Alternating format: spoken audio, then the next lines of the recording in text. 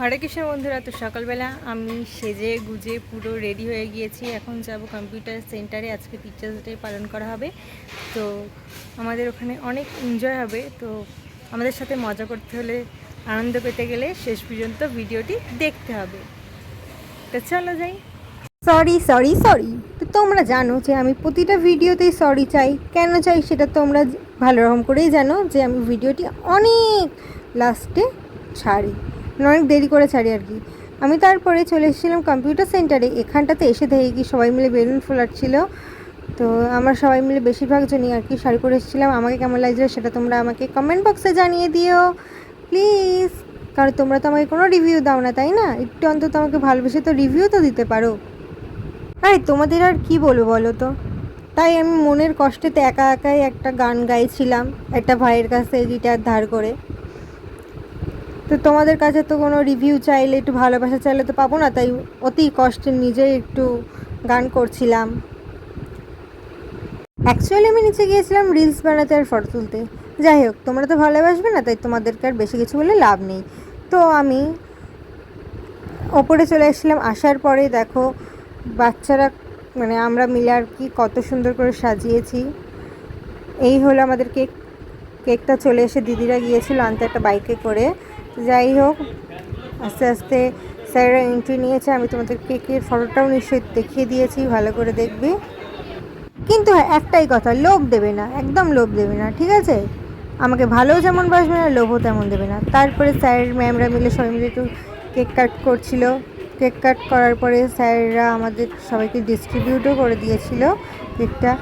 আর এখানটাতে আমার পাশে রয়েছে আরেকটা ভ্লগার ভাই, তো সেও ভিডিও করার জন্য উঠেছিল, কিন্তু ও ফোনটা দিচ্ছিল।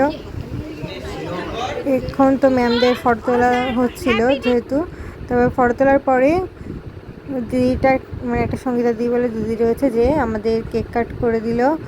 আর তার আগে স্যারদেরকে খাইয়ে দিয়েছিল। তো স্যারদেরকে খাওয়ানোর পর্ব শেষ হতে না হতেই আমাদের শুরু হয়েছিল একটা প্রাঙ্ক গিফট দেবো বলে। মানে ওটা আমরা কেউই জানতাম না অ্যাকচুয়ালি। তো দিদিরা যখন দিয়েছিল তখনই আমরা ভ্যাবাচার খেয়ে গেছিলাম যে জিনিসটা এত ছোটো হতে পারে, যেহেতু আমরা তো দিয়েছিলাম বড় গিফট। তো এবারে যখন স্যার ওটা খুলে প্রথমে দেখলাম কাগজ, তখন আমরা ভেবে নিয়েছিলাম যে ওটা প্রাঙ্ক গিফট। আর স্যার তো খুলতে লাস্টে তো পাগলই হয়ে গিয়েছিল। তো সেটা তোমরা দেখেই নাও শেষ পর্যন্ত।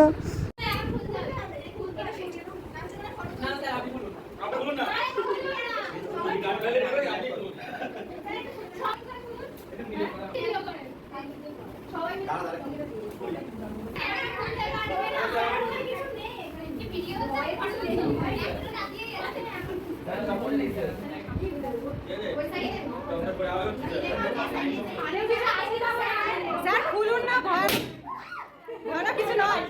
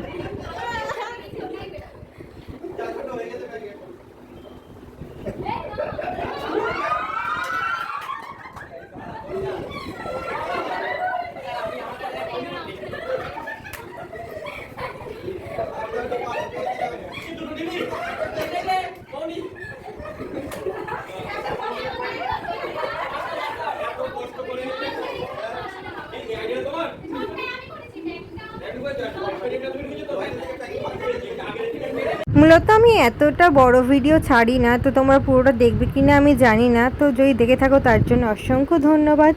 তো এখন লাইটটা অফ করে দেওয়া হয়ে গিয়েছে, স্যারদেরকে গিফটটাকে দেখানো হবে, যেহেতু এটা লাইটের মাধ্যমে দেখানো হবে তো তাই। কিন্তু ওইটা প্রথমে জ্বলছিল না স্যারদেরকে, তাই আবার ঘর থেকে বার করে দেওয়া হয়েছিল, মানে স্যারকে বলা হলো যে স্যার 2 মিনিট পরে আসুন। তারপরে আমরা ওটাকে চেক আউট করলাম যে জ্বলছে না কেন, তারপরে তো জ্বললে অবশেষে স্যারদেরকে আবার আমরা ভিতরে ডাকি।